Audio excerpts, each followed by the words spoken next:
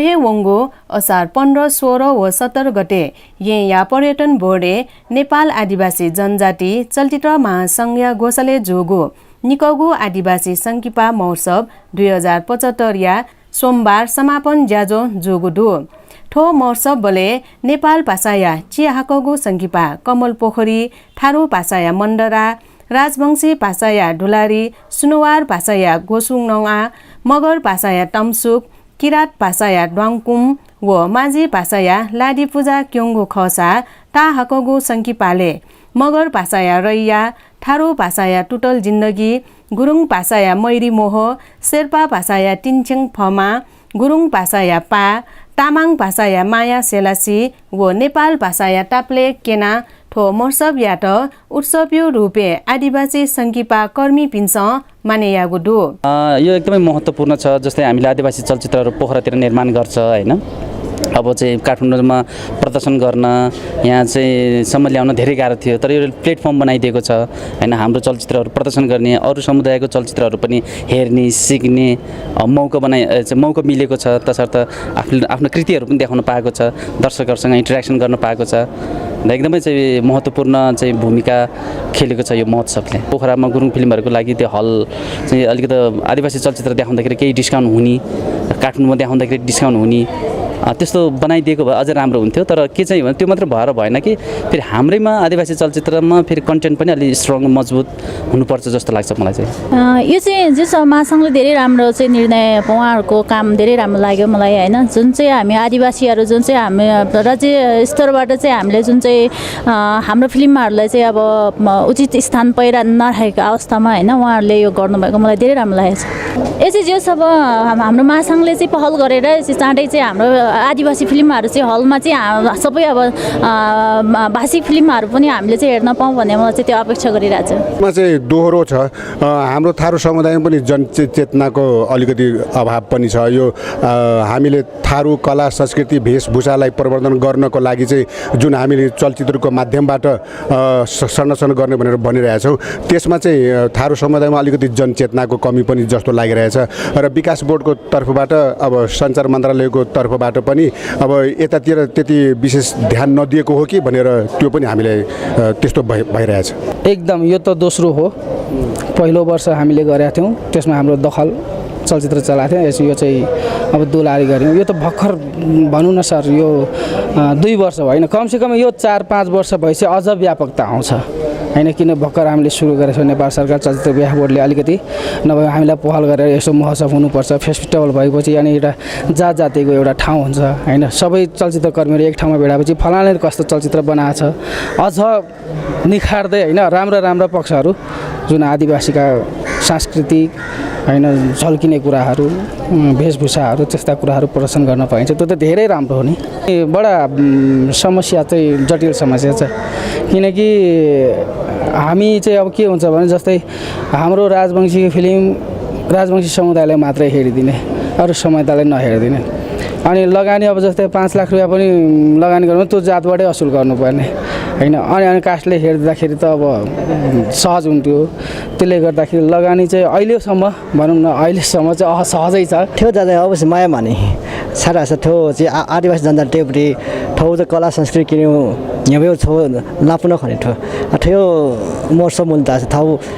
संस्कृति यहाँ के संस्कृति सक्छन् दक्षिण बाला शेर्पै बाला तामाङ गुरुङले बाला एउटा ठौठो संस्कृति थियो महोत्सव मूलता छ त्यो गर्छु ठाडैमा गरेछ। ठो महोत्सव यो समापन ज्याजोले टासा नेपाल सरकार या सञ्चार तथा सूचना प्रविधि मन्त्री गोकुल प्रसाद बास्कोटा मु पागठा छायादिगु खसा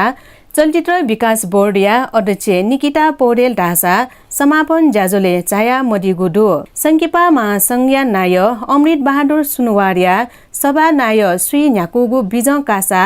ज्याजोले महासंघ संस्थापक नोको विजयरत्न टुलाटर तामाङ संकिपामी जेनिस डोङ माझी संकिपामी बिन्दु माझी व मेमे पिन्सन आदिवासी संकिपा नख व आदिवासी जनजाति भाषाया संकिपा ख यात कया ठ ठ गु नुग ख तया दिगु ख ज्याजुले मु पा मन्त्री बास्कोटा नेपालिया मसिका टैगुए जातीय विविधता व संस्कृतीय विविधता जोगुली ठुकिया जगेर्ना व विकास यात नेपाल सरकार न्याब्ले हे तयार डु टका तयार दिगु डु हामीले हाम्रो देश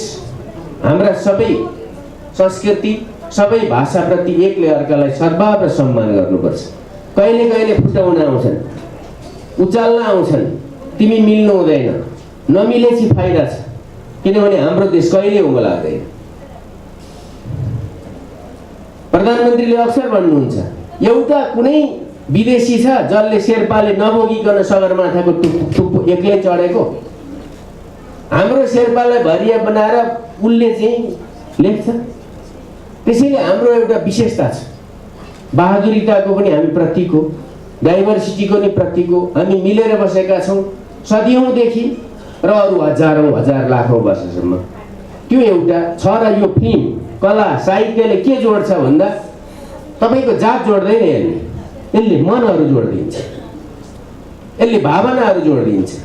यसले खुसी हुँदा सबैलाई हाँस्न सिकाउँछ, दुखी हुँदा सबैलाई यसले रुन सिकाउँछ। यसले गर्ने त्यही हो। त्यसैले भाषिक समस्याहरू पनि छन् र प्रसारित हुन विकसित हुन टाइम लाग्छ, बुझ्नै पर्छ भन्ने छैन।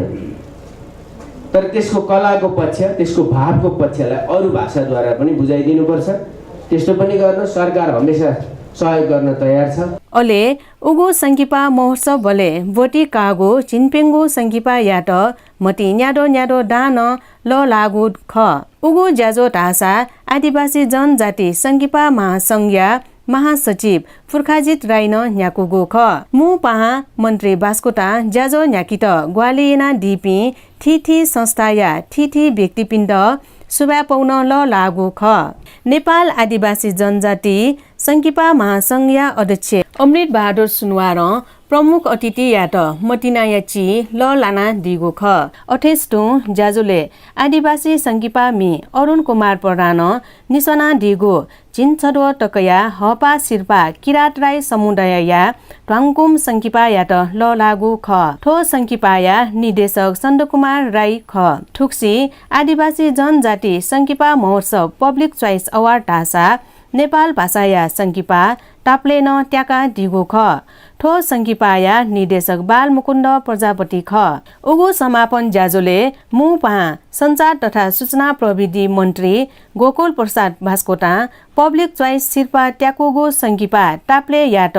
नि न्याडो टक डा शिर्पा लिसे हना पौन ल लाना दिगो ख